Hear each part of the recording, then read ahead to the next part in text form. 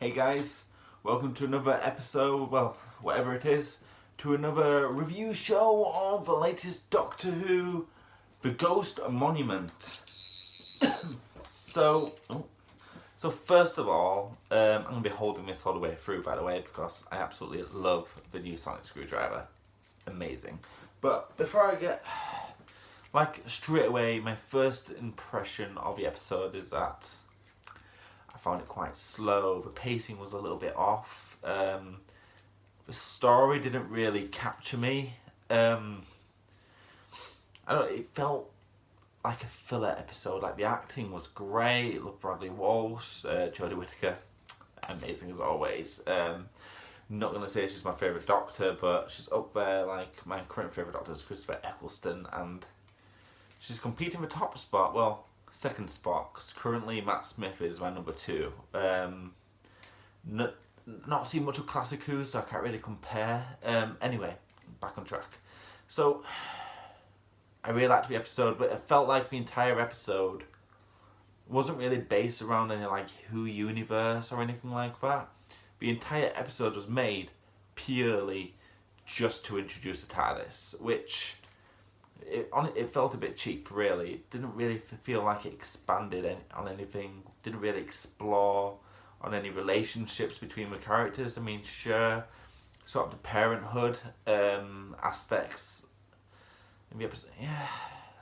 So you can tell Ryan is looking for a sort of father figure in the entire series, and he's always looking for someone to look up to and say, hey, what do I do?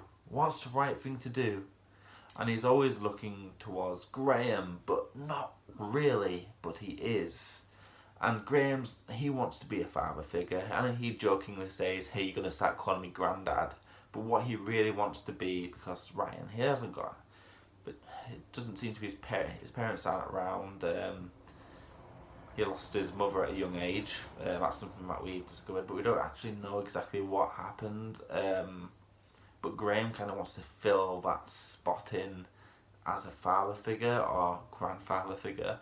But that's as much character building as we got in the entire episode. Cause like I said previously, the entire episode seems to be just an introduction to the TARDIS, which I found it to be a bit disappointing. As much as I love standalone episodes in Doctor Who, I love it when they stand alone but also lead on to a bigger story in the Who-niverse. Who-niverse? Yeah. So there was a really good section when there was all the gas and we had to ignite it. But just before that, there was a section where, well, I'll read the quote. It says, we see what's hidden even from yourself, the outcast, abandoned, and unknown. Now, that's as much in the entire episode as something to lead on to something else more fulfilling throughout the rest of the series. And it feels like the seeding, something that's going to happen later on, but not quite. It's like, yeah, it's definitely something's definitely happening, and that's definitely foreshadowing something.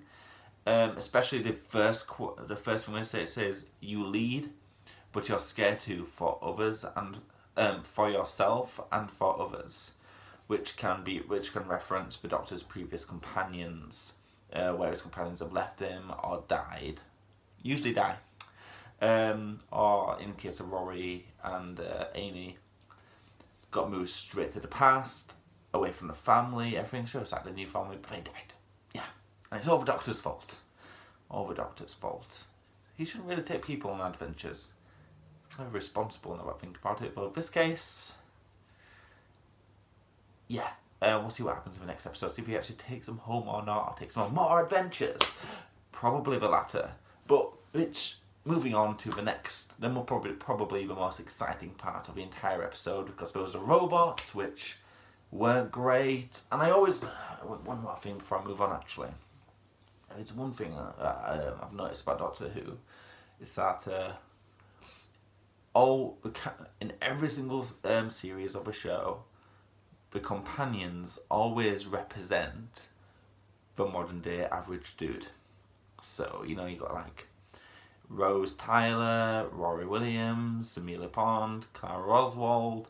They're all representations of a modern day person. So like, lately, like, you got Graham, who's well, it's just your typical granddad who just wants to be part of your life, and you just want it to be a father figure, which, in my experience, that's what a lot of grandfathers want to do. And then you got Ryan, who's well, he loves Call of Duty, and he thinks, oh, I can go through everything. I play Call of Duty, wow, wow, wow, wow, wow. He runs out playing Call of Duty, but then he realizes it's just a video game. But you know, I think that's a pretty accurate representation of somebody his age in the modern day, where that is a sort of thing to go through a person's mind. It's going through my mind. I play Zelda. I can go through a dungeon. I'll go explore caves, and because games serve to inspire, and yeah, serve to inspire. So yeah, which brings me neatly on to probably the most important part of the entire episode, which is the introduction of a TARDIS. So, TARDIS looked bloody amazing. Love a TARDIS. Love a TARDIS. Yeah, TARDIS was amazing. Very dark. Very sort of emo. Wasn't able to get a lot of. I'm looking forward to the tour, and I absolutely love the custard cream that came out at the end. That was very Yorkshire. I absolutely loved it. The custard cream was an excellent touch. Yeah, custard cream. I really want a custard cream. Doctor Who influences me, but there's always a contrast between the old TARDIS and the new TARDIS, and someone else actually brought this up, and I'll just say it so you can, well, not like I get many comments anyway, we'll see if we can spark a discussion in the comment section below, down here. Someone mentioned that the TARDIS is a lot darker, and masculinity is associated with darkness, so like blue, brown, just dark colours are associated with masculinity, and bright colours are associated with femininity. So what the question that was posed was, has the TARDIS been made darker to sort of counterbalance the femininity in the show, to sort of like give something for young boys to associate with, which I find a bit odd, really. I mean, anyway, let me know what you think. Do you think the gender of the Doctor has influenced the design of the TARDIS? Anyway, that was today's episode. Thank you very much. Also, so one last thing before I go. Yeah, I find it a lot easier to record a video on a Monday because I've had more time to think about the episode, and it gives me more time to sort of write a rough review for the episode as well. So next week's will be on Monday, not a Sunday straight after the episode, because that's a lot of short notice to form an opinion.